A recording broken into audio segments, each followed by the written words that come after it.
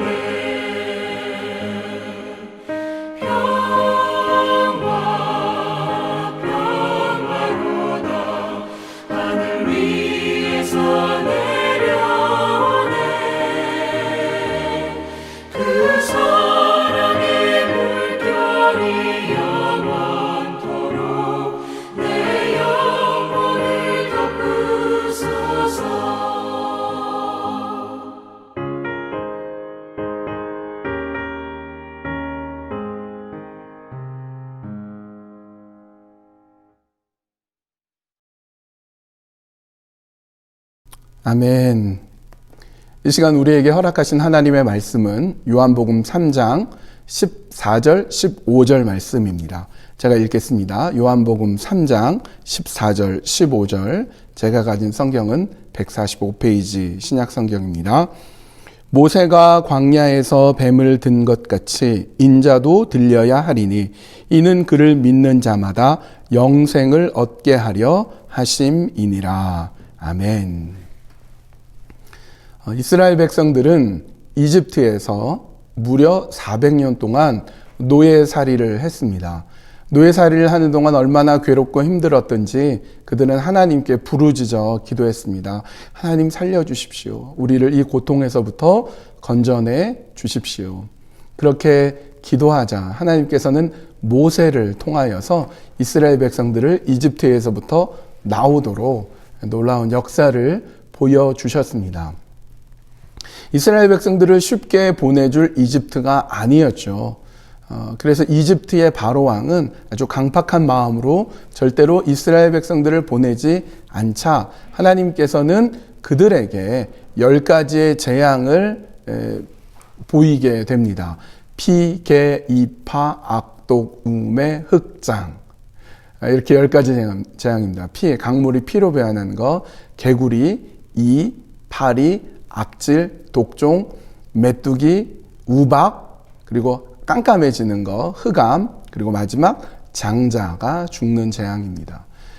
이집트의 입장에서는 재앙이지만 이스라엘 백성들의 입장에서는 이것은 기적이었습니다. 하나님께서 기적으로 역사해 주셔서 10가지의 재앙을 이집트에 내리시고 이스라엘 백성들은 그 재앙으로부터 보호받게 하시사 그들이 나올 수 있도록 인도해 주셨습니다.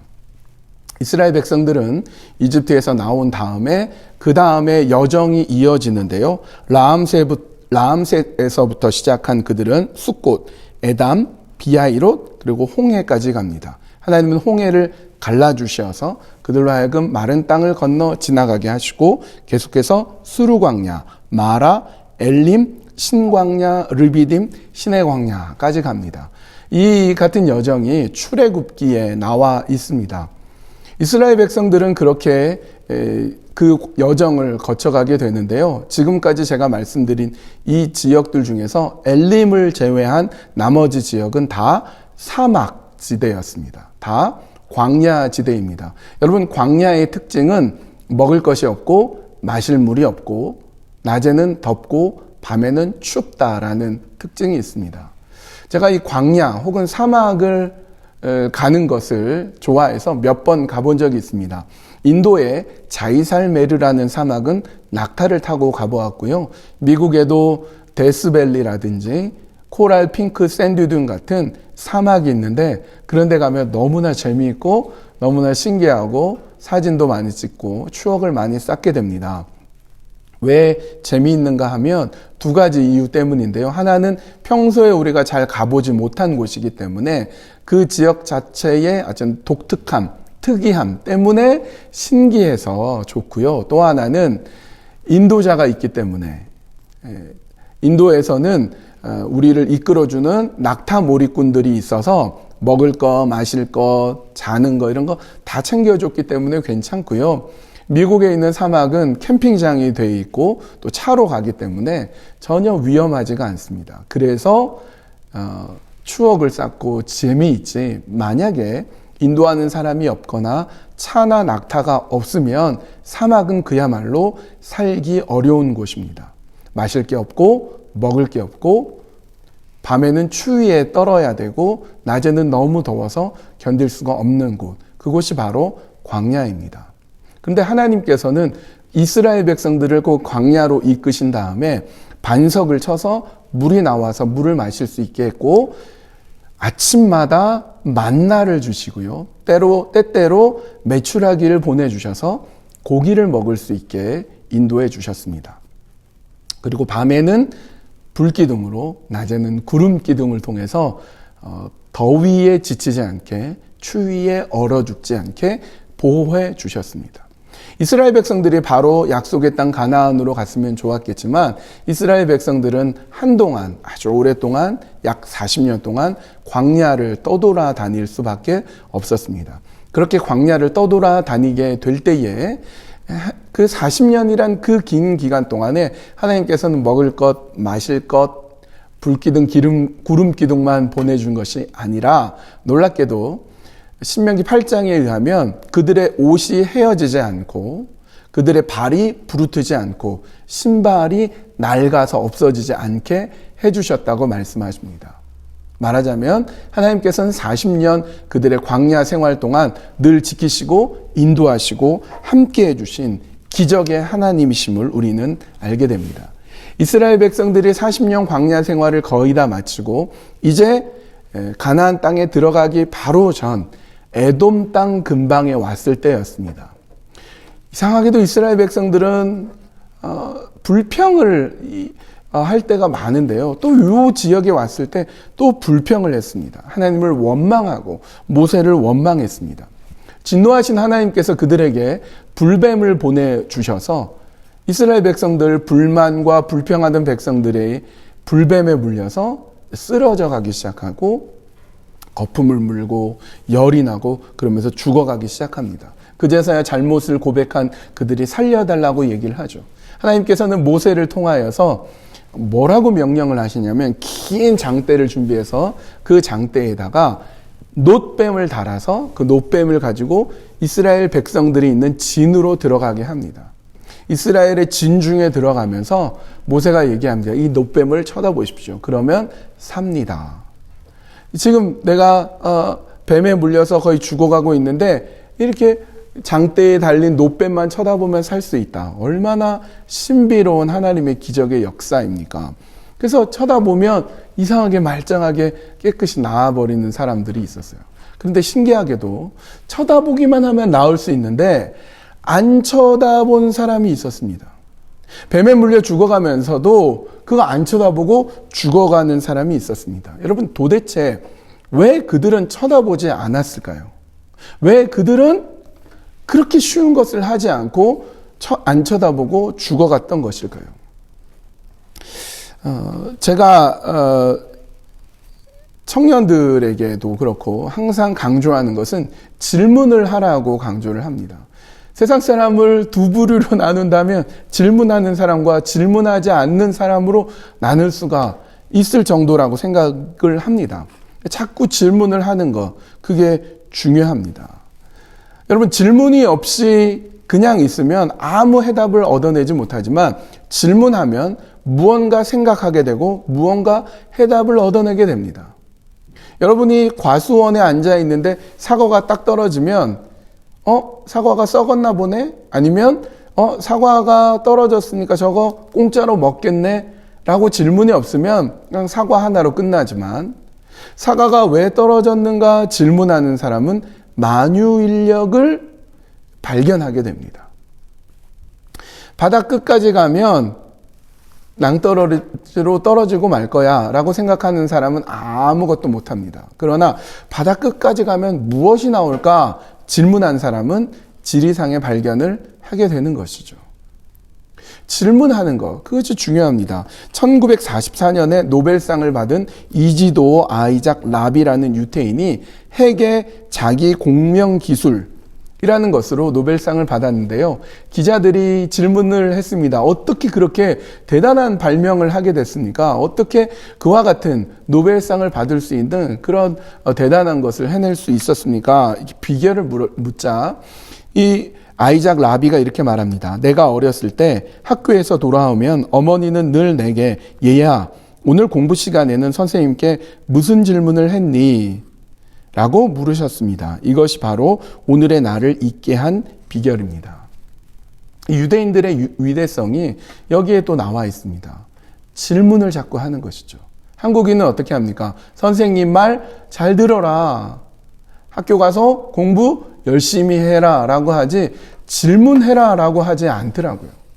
제가 이것을 보고 질문을 자꾸 하라고 해야 되겠다. 그래서 제 아이들한테 학교에 가면 꼭 질문해라. 하루에 한 번 이상 꼭 질문해라. 그랬더니 나중에 선생님이 이제 그만 좀 질문해라 이랬다는 얘기도 있는데요. 질문하는 거, 그게 중요합니다. 한때 문화부 장관을 지냈던 이혜령 선생님은 근대에 서양 문명과 동양 문명이 충돌할 때 서양 문명이 동양 문명을 가볍게 제압한 것은 강화도 앞바다에 나타난 거함 거포가 아니라 알파벳 문장의 맨 끝에 찍힌 물음표였다라고 얘기하고 있습니다. 서양의 전통 중에 삼파술이라고 해서 소크라테스가 질문을 던지죠. 대화법.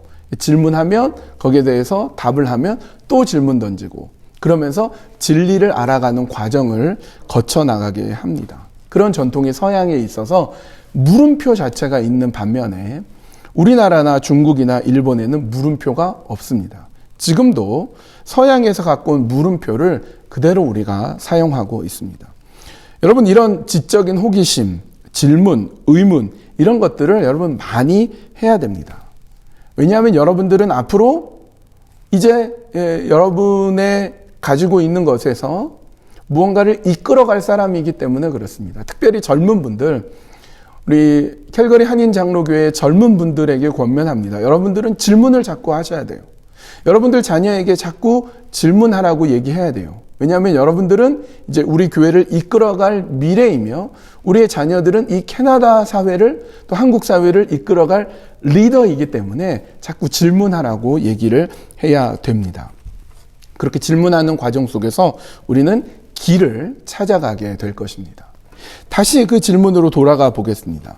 불뱀에 물려서 열이 나고 거품을 물고 지금 죽어가고 있는 사람들이 하나님께서 모세를 통해서 긴 장대에 놋뱀을 달고 그것만 쳐다보면 낫게 한다고 했는데 왜 그것을 쳐다보지 않았을까요? 도대체 그 사람들은 누구입니까? 여러분, 이 질문에 뭐라고 대답을 하실 수 있습니까? 이 대답을 하기 전에 오늘 본문에 있는 요한복음 3장의 배경을 함께 나누어 보겠습니다. 니고데모라는 사람이 등장을 합니다. 그는 유대인의 관원인데요. 사내들인 회원으로 생각이 듭니다. 사내들인은 71명으로 구성된 이 이스라엘의 유대인들 최고 의결 기관입니다. 젊고 유능하고 사내들인 공의회 회원이기도 한 이 니고데모는 아주 유능한 사람이었어요. 우리로 치면 젊은 정치가 야망 있고 야심이 있는 국회의원, 상원의원, 하원의원 뭐 이렇게 볼 수가 있겠죠. 이 니고데모가 밤에 예수님을 찾아옵니다. 그러면서 당신은 하나님께서 보내신 스승이십니다. 이렇게 얘기하죠. 예수님께서는 그가 왜 자신에게 왔는지 아셨기 때문에 바로 이렇게 니고데모에게 얘기합니다. 누구든지 거듭나지 않으면 하나님 나라를 볼 수 없다 얘기합니다. 니고데모가 이걸 이해를 못해요. 거듭남이라 함은 거듭난다, 다시 태어난다라는 뜻이거든요. 리본, 다시 태어나는 거. 아니 지금 아무리 내가 젊어도 이미 이렇게 성인이 되었는데 어떻게 어머니 뱃속에 들어가서 다시 태어날 수 있습니까? 어떻게 본 어게인 할 수 있습니까? 이렇게 물어보았습니다. 여러분, 이 다시 태어나는 것, 거듭난다는 것은 무엇입니까? 이것은 완전히 새롭게 되는 것입니다. 엄마 뱃속에 들어가서 다시 태어나는 것이 아니라 이전에 자기 중심적이고 욕심 많고 악했던 사람이 그 모든 과거에서부터 벗어나서 이제는 하나님을 향하고 이제는 내 중심에 살던 사람이 이제는 예수 그리스도를 중심으로 살아가는 것, 그것이 다시 태어나는 것이고 거듭나는 것입니다. 거짓된 것 중심에서 또 나의 욕망 중심에서 혹은 죄악을 중심으로 살다가 이제는 진리를 향하여서 하나님을 향하여서 그 방향을 바꾸는 것, 이것이 거듭난 것입니다. 어떻게 이 거듭난 것이 가능한가? 예수님께서는 직접 본문을 통해서 이런 말씀을 하십니다. 요한복음 3장 5절, 예수께서 대답하시되 진실로 진실로 내게 이르노니 사람이 물과 성령으로 나지 아니하면 하나님의 나라에 들어갈 수 없느니라. 어떻게 거듭난다고요? 두 가지, 물과 성령으로 거듭납니다. 물은 물 세례를 의미하는 것이죠. 로마서 6장 3절, 무릇 그리스도 예수와 합하여 세례를 받은 우리는 그의 죽으심과 합하여 세례받은 줄을 알지 못하느뇨. 여러분, 세례를 받았다는 것은 물에 들어갔다가 나오는 겁니다. 옛 자는 물 속에 들어가서 이제는 죽고 이제 다시 물에서 나옴으로 인하여서 예수님이 부활하신 것과 같이 내가 과거에서부터 죽고 죄로부터 죽고 이제 다시 태어나서 하나님의 자녀가 되고 하나님의 백성이 된다. 옛자는 죽고 이제 새 생명으로 태어나는 것. 이게 바로 물세례인 것입니다. 여러분 세례 받으셨습니까? 여러분이 세례를 받으셨다면 그리고 그 세례가 내 중심으로 살아가는 것이 아니라 이제 나의 방향이 내 중심에서 하나님 중심으로 바뀌는 그런 신앙의 결단과 그 고백으로 세례를 받으셨다면 여러분은 거듭난 사람입니다. 여러분 거듭난 사람이에요. 나는 이제 거듭난 사람이어서 나 중심에서 하나님 중심으로 바뀐 사람인데 이상하게 가끔씩 나의 옛자가 살아날 때가 있어요. 나의 과거에 내 중심, 죄악에 살았던 모습이 살아날 때가 있어요. 예전에 한국에서 어느 아주 신실한 집사님이 있었습니다. 너무 신앙도 좋고 기도도 열심히 하시는 분이고 많은 사람이 신앙의 모범으로 생각하는 분인데요. 이제 버스를 운전하시는 분인데 잘 지내다가 어느 날 옛자가 살아나서 승질을 팍 부리고 술을 잔뜩 마셔가지고 완전히 난장판이 되어가지고 결국 그 쌓았던 명성, 신앙적으로 모범이라는 것에서 이렇게 퇴색되게 되었고 잘 다니던 직장도 그만 쫓겨나게 된 적이 있었습니다. 잘 지내다가 신앙으로 잘 살다가 옛자가 딱 살아나서 쾅 하고 무너질 때가 있습니다. 그래서 우리에게는 물 세례만 필요한 것이 아니라 성령으로 거듭남도 필요한 것입니다. 물 세례로 거듭난 사람이 그런 내가 지속적으로 거듭난 삶을 살려면 성령의 역사하심, 성령이 함께 하심이 필요한 것입니다. 성령님께서 친히 우리 삶을 주관하시고 거듭난 삶을 지속해서 살아갈 수 있도록 이끌어 주십니다. 여러분, 우리는 지정의를 가지고 있는 인간이죠. 냉철한 머리와 뜨거운 가슴과 대쪽 같은 의지로 우리는 하나님의 말씀에 무장되어서 성령이 이끄는 삶을 살아가는 것입니다. 성령이 이끄는 삶을 살아간다는 것은 나 자신은 사라지고 성령이 나를 마치 꼭두각시처럼 로봇처럼 이끌어가는 것이 아니라 지정의를 총동원해서 성령님이 이끌어 가시는 삶으로 내가 지속적으로 반복적으로 훈련해 살아간다라는 의미인 것입니다. 김유신 장군을 아시죠? 신라시대의 화랑 출신으로 삼국을 통일한 아주 위대한 장군. 이 김유신 장군이 자신의 어떤 임무, 자신의 어떤 해야 될 일들을 깨달아서 과거에 기방 출입을 자주 했고 술을 많이 마셨던 과거에서부터 탈피해가지고 이제는 이제 나라를 위해서 이렇게 살아갔는데 어느 날 너무 훈련을 열심히 해서 피곤해서 말을 타고 있었는데요. 이 말이 예전에 갔던 기방으로 말에서 졸고 있는 김유신 장군을 기방으로 데리고 갔습니다. 그러니까 눈을 떠보니까 옛날에 갔던 그 기방집인 거예요. 술집인 겁니다.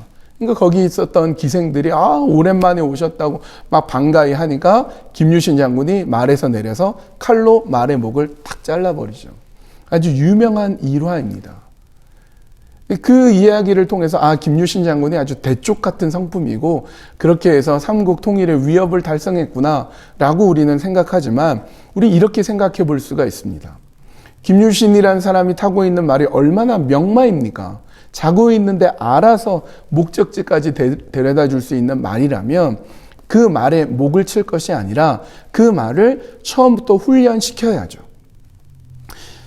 내가 열심히 해야 되는 곳에서 집까지 갈 때 매일매일 반복적으로 집에 가고 훈련하는 곳으로 왔다 갔다 하면서 그 말을 자꾸 훈련시키면 어느 날 내가 열심히 무엇인가 무도를 해놓고 이제 피곤해서 말에서 졸면 말은 기방으로 가는 것이 아니라 자동적으로 자기 집까지 데려다 줄 것입니다. 반복적이고 지속적인 훈련을 했기 때문에 그렇습니다. 훈련은 이렇게 중요한 것입니다. 여러분, 우리가 거듭난 삶을 살아가기 위해서는 반복적이고 지속적인 훈련을 계속해 나가야 됩니다. 여러분, 성령이 임하신 것과 성령의 삶을 살아가는 건 다릅니다. 내가 성령이 임하여서 성령의 세례를 받은 다음에 그리고 나서 성령 충만한 삶을 살아가야지 한 번 은혜를 받고 그것으로 끝나서는 안 되는 것입니다. 고린도전서 12장 3절은 이렇게 말씀합니다. 성령으로 아니하고는 누구든지 예수를 주시라 할 수 없느니라. 여러분 한번 저를 따라해 볼까요? 예수님은 나의 주님이십니다. 할 수 있죠? 예. 그런데 여러분 이것은 내가 우연히 혹은 내 의지로 한 게 아니라 성령님께서 나로 하여금 예수님은 나의 주님이십니다 라고 할 수 있게 만드셨다고 고린도전서 12장 3절은 그렇게 말씀합니다.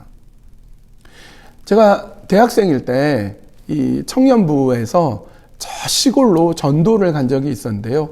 시골에 가면 할머니, 할아버지들이 그냥 문을 열어놓고 시골에 살죠. 그러면 거기 가서 화장실도 청소해드리고 할아버지, 할머니 안마도 해드리고 사탕도 드리고 그러면서 복음을 전하면 이 할머니, 할아버지들이 예수 믿겠다고 해요. 근데 가끔 아무리 열심히 잘 해줘도 완강하게 예수님 믿지 않는 분이 계십니다. 한번 따라해 보세요. 예수님은 나의 주님이십니다. 나는 예수님 믿고 싶습니다. 안 따라한단 말이죠. 그럴 때 우리는 포기하지 않고 또 계속 기도하고 할머니 또 할아버지가 예수님 믿도록 중보하고 그리고 또 이렇게 권면하면요. 또 신기하게 네, 내가 예수님을 믿겠습니다 해놓고 젊은이 너무 고마워. 내 마음에 평안함이 있어. 이러는 경우가 있어요. 그러면 이제 근처 시골 교회하고 연결해서 할머니가 혹은 할아버지가 계속해서 교회를 다닐 수 있게 연결을 해드립니다. 문제는 저희들이 그 할머니, 할아버지와 예수님 믿게는 했지만 인사하고 와버리면 이분들이 교회를 열심히 나가지 않거나 그 교회에서 챙겨주지 않으면 한번 예수님을 믿는다고 해놓고 그리고는 이제 다시 또 옛날로 돌아갈 수가 있다는 것이죠. 예수님은 나의 주님이십니다. 여러분 하실 수 있죠. 그러나 그것이 끝이 아니라 정말로 예수님이 나의 주님인 삶을 살아갈 수 있도록 지속적이고 반복적인 훈련을 해야 됩니다. 여러분 오디오를 샀다는 것과 음악을 즐긴다는 것은 같은 말이 아닙니다. 책을 샀다는 것과 그 책을 읽어서 그 책의 내용이 나의 것이 됐다는 것은 같은 말이 아니에요. 내가 예수님을 믿었다. 그리고 그 예수님을 믿고 성령이 인도하시는 삶을 살아간다는 것은 다른 말이라니까요. 지속적이고 반복한 훈련을 통해서 우리는 그리스도인으로 살아갑니다. 연습도 없이 어떻게 스키를 탈 수 있겠습니까? 계속해서 지속적이고 반복적인 훈련을 쌓아갈 때 거듭난 삶을 계속해서 살아갈 수가 있는 것입니다. 성령님의 인도하심 아래 성령님의 역사하심 속에서 우리 자신을 훈련시키는 것, 그것이 있어야 됩니다. 반복적이고 지속적인 우리의 신앙의 훈련, 영적인 훈련이 있어야 됩니다. 어떻게 한다고요? 지속적이고 반복적인 것, 계속해 나가는 것이죠. 여러분, 우리의 무의식 속에 옛사람의 잔재가 남아 있어서 쓴뿌리가 남아 있습니다. 가끔 이게 튀어나올 수가 있어요. 그래서 우리 자신이 계속해서 성령의 사람으로 살아갈 수 있도록 계속 훈련해 나가는 것이 필요합니다. 그래서 말씀과 기도의 연단, 기도와 말씀의 삶을 계속해서 살아가는 것, 이 훈련의 삶을 멈추지 말아야 됩니다. 가끔 이런 사람들을 본 적이 있어요. 나는 고등학생 때 회장이었는데 제가 청년부 때 총무로 얼마나 열심히 단기 선교도 가고 얼마나 여름 성경학교도 하고 열심히 한지 아십니까? 근데 지금은 교회를 안 다녀요. 지금은 신앙생활을 접어버렸습니다. 사회 속에서, 일반 직장 속에서. 과거에는 한때 열심히 교회 다니는데 지금은 안 다닌다. 그것은 결코 자랑이 될 수 없습니다. 그분은 반복적이고 지속적인 훈련을 하지 않았다는 말이거든요. 이제 처음의 질문으로 돌아와서 불뱀에 물려서 거품을 물면서 열이 나면서 죽어가는 사람들이 장대 높은 곳에 모세가 달고 있는 그 노뱀을 쳐다보기만 해도 낫는다고 하는데 왜 그 쉬운 거, 그 쳐다보는 거, 그거를 못하고 죽어갔는가? 도대체 그 쳐다보지 않는 사람은 어떤 사람들인가에 대한 답을 이제 여러분이 할 수가 있습니다. 그들이 누구입니까? 평소 하나님을 쳐다보는 훈련을 하지 않은 사람입니다. 평소에 모세를 통해서 들려주시는 그 하나님의 말씀을 듣고 순종하는 훈련을 하지 않았기 때문에 내가 죽어가고 있는 그 위급한 상황에서 쳐다보기만 해도 되는데 그거 안 쳐다보고 죽어가는 것입니다. 평소에 하나님께서 모세를 통해 주신 말씀으로 자 이제 가자 그러면 가고 이제 멈추자 그러면 멈추고 큰 소리 외치자 그러면 외친 사람들은 불뱀으로 물어 죽어갈 때 잠깐 불평해서 죽어갈 때 모세가 이거 쳐다보면 살아 그러면 쳐다보고 기적을 경험하게 되는데 평소에 그런 훈련을 안 했으니까 뭐 저거 쳐다본다고 살겠어? 그러고는 죽어갔던 것이죠. 여러분 우리가 왜 매주 예배를 드리면서 말씀을 듣고 특별히 우리 목장을 통하여서 매주 제가 말씀을 요약하고 말씀 쉐어하는 것들 나누면서 목장 안에서 말씀을 나누도록 자꾸 훈련하는 이유가 무엇이겠습니까? 특별히 이번 주부터는 매일매일 주님과라는 타이틀을 가지고 전도서 말씀을 묵상하고 기도 제목들을 함께 나누면서 말씀과 기도로 나아가는 이유가 무엇입니까? 수요 예배를 드리고 토요 모임을 드리는 이유가 무엇입니까? 모두 훈련의 과정인 것입니다. 믿음이 무엇입니까? 믿음은요, 노뱀을 쳐다보는 거예요. 그게 믿음입니다. 하나님께서 노뱀 쳐다보면 산대, 아멘! 쳐다보면 기적을 경험하는 거 아니겠습니까? 구원이 무엇입니까? 오직 예수 그리스도께서 마치 저 장대 위에 노뱀이 달려서 그것만 쳐다보면 낫는 것처럼 예수 그리스도께서 날 위해 죽으시고 날 위해 부활하신 그 사실을 믿기만 하면 구원받을 수 있다는데 네, 제가 예수님 믿습니다. 그 십자가의 사랑을 믿습니다. 그거를 못해요. 지속적이고 반복적인 훈련을 안 했기 때문에 그 뭐 되겠어? 그러고는 영원히 멸망당하고야 말게 됩니다. 그러나 지속적으로 훈련하고 지속적으로 말씀 가운데 있는 사람들은 아멘, 내가 믿습니다. 그렇게 신앙생활을 해나가는 것이죠. 여러분 믿음은 점이 아니라 선입니다. 한번 어떤 말씀 듣고 은혜 받았거나 기도 한번 하고 성령의 인도하심을 받은 것 그게 신앙이 아닙니다. 그렇게 점과 점을 이어가는 것 그게 신앙인 것입니다. 그게 인생인 것입니다.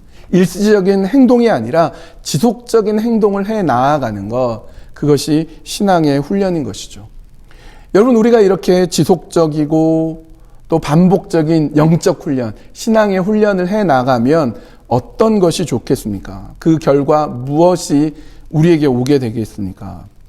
결정적인 한순간, 그 훈련의 결과로 인해서 그 한순간에 우리의 훈련의 결과가 드러나게 됩니다. 앙리 까르띠에 브레송이라는 사진작가가 이런 말을 했습니다. 나에게 결정적 순간이란 눈 깜짝할 찰나에 어떤 사실의 의미와 형태의 조화를 동시에 인식하는 것이다. 여러분 이 앙리 까르띠에 브레송은 사진을 찍는 사람인데 이분이 찍은 결정적 순간이란 사진입니다. 여기에서 한 노신사가 물이 있는 곳으로 뛰고 있죠. 근데 이 사진이 여러분은 뭐 평범해 보이지만 굉장히 유명한 사진 역사에 있어서 굉장히 유명한 그런 사진입니다. 근데 여러분 카메라의 셔터 속도가 몇 초일까요? 1000분의 1초, 500분의 1초, 250분의 1초 이렇게 됩니다.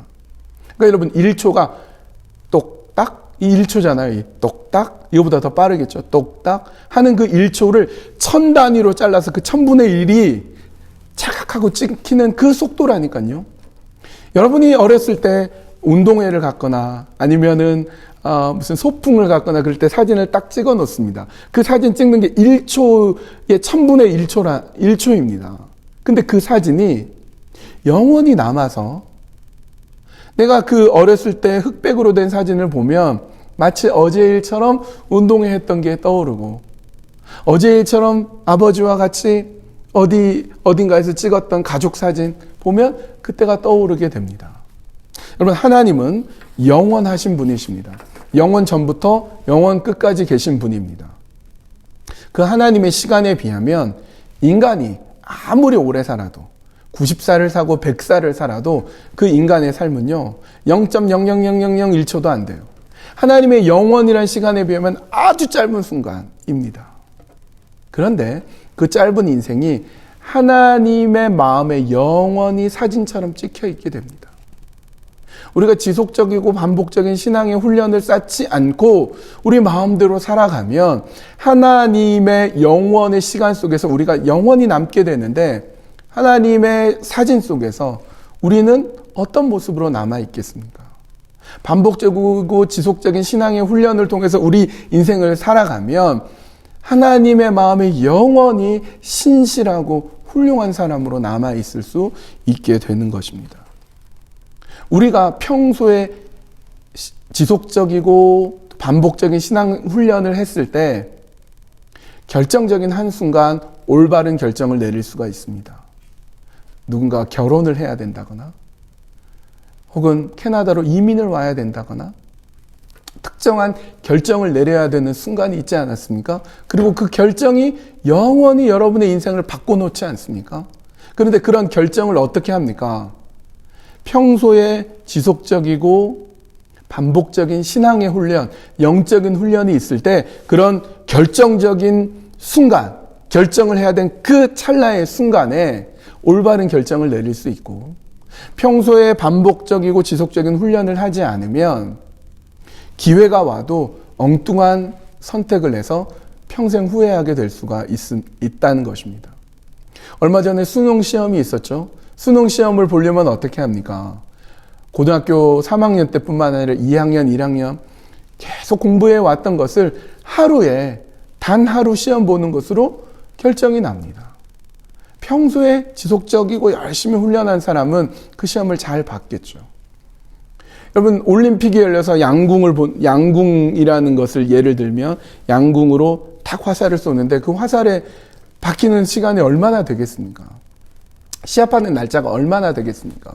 근데 그 한순간을 위해서 4년 동안, 8년 동안, 10년 동안 훈련을 하는 겁니다. 그리고 화살을 탁 잘 쏘아서 금메달을 따게 되는 것이죠. 아까 얘기했던 브레송은 이렇게 말했습니다. 사진에 대해서 말할 수 있는 것은 아무것도 없다. 마냥 바라보기만 해야 한다. 바라본다는 것, 그리고 그것을 배운다는 것은 정말 힘든 일이다. 시간도 무한정 든다. 더욱 중요한 건 바라보는 작업을 진지하게 해야 한다는 점이다.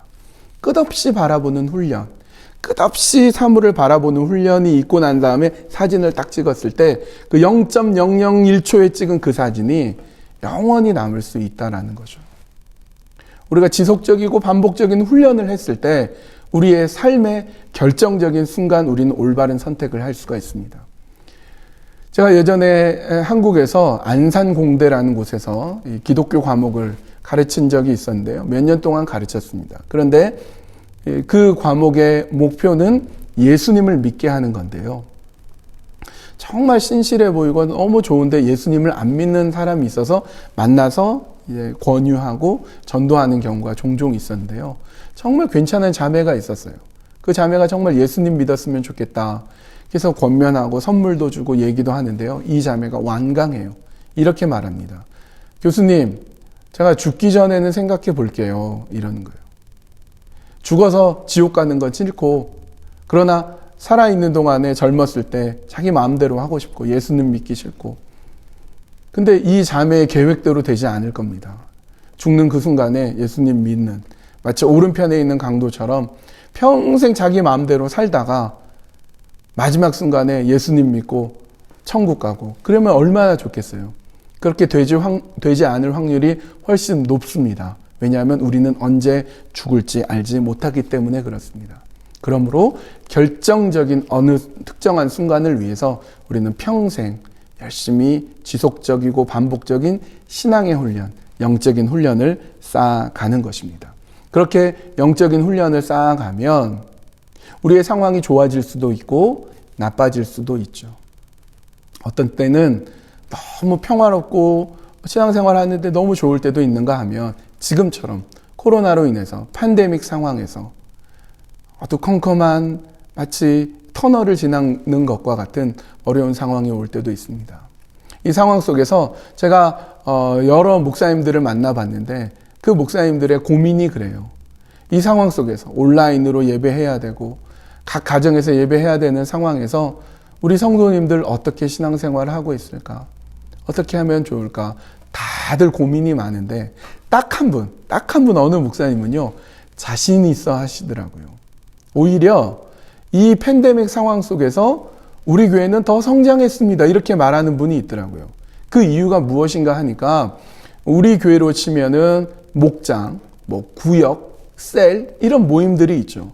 근데 그 교회는 평소에 셀 모임을 통해서 그 셀이 가족처럼 그 목장이 정말 평소에 말씀과 신앙의 교육을 잘 돼 있었는데 마침 팬데믹으로 교회를 못 나오게 되니까 그 가정들 중심으로 신앙이 든든히 서가고 있더라. 오히려 이 팬데믹 상황 속에 우리 교회가 더 잘 되고 있더라. 담임 목사 없어도 되겠더라.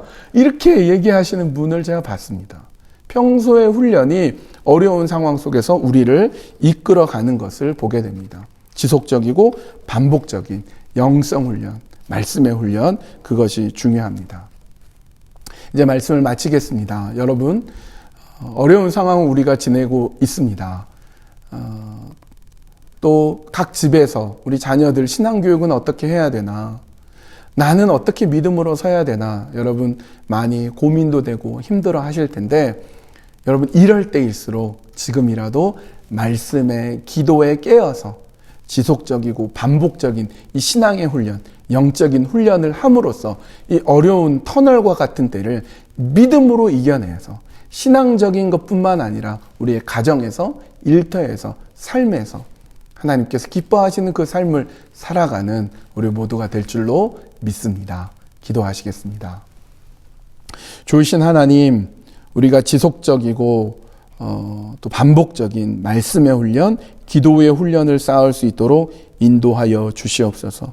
어두운 시대를 지나가면서 우리가 어떻게 해야 될지 알지 못할 때 그때에도 우리는 하나님을 바라봅니다. 말씀을 가까이 합니다. 기도합니다.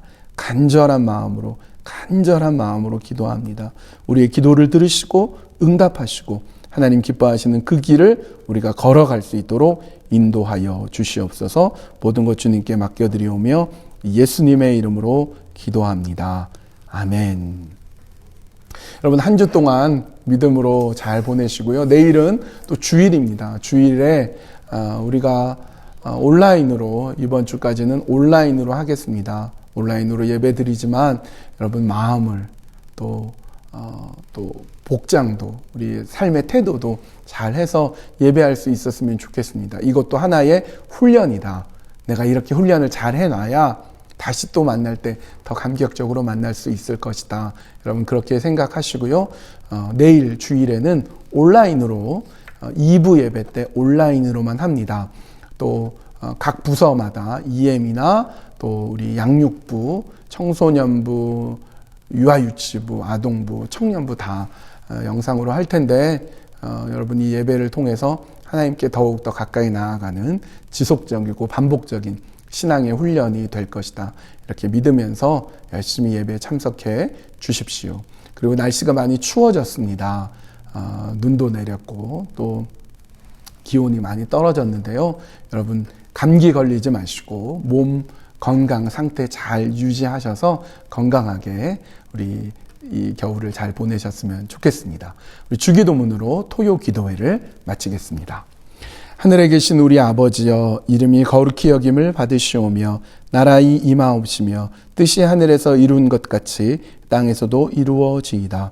오늘날 우리에게 일용할 양식을 주옵시고 우리가 우리에게 죄 지은 자를 사하여 준 것 같이 우리 죄를 사하여 주옵시고 우리를 시험에 들게 하지 마옵시고 다만 악에서 구하옵소서. 대개 나라와 권세와 영광이 영원히 아버지께 있사옵나이다. 아멘.